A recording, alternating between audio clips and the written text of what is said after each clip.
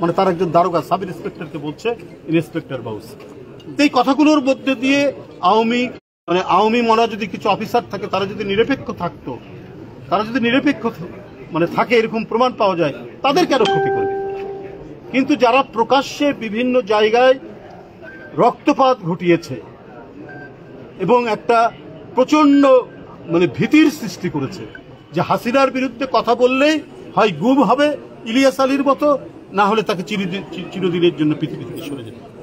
তো এই কর্মকর্তারা তো বিভিন্ন জায়গায় আছে, তো তাদেরকে চিহ্নিত করে তাদেরকে বিচারের আওতায় নিয়ে আসে শাস্তি দেওয়া হোক। আর তাছাড়া অন্যদের প্রতি যাদের এই ধরনের কোনো অভিযোগ নাই তাদের প্রতি তো আমরা কিছু বলছি না বা কেউ কিছু বলছি না। এইটা অন্তর্বর্তীকালীন সরকারকে দেখা উচিত। নাহলে এদের আছে প্রচুর টাকা, এক বেনজির যদি কয়েক হাজার কোটি টাকা নিয়ে যেতে পারে। আরো কিছু পুলিশ কর্মকর্তা আমরা শুনেছি যে তারা হাজার হাজার কোটি টাকা নিয়ে গেছে।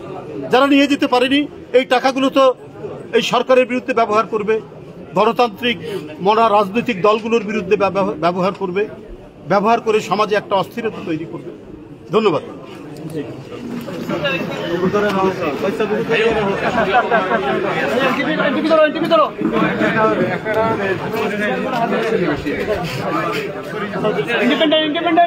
ইন্ডিপেন্ডেন্ট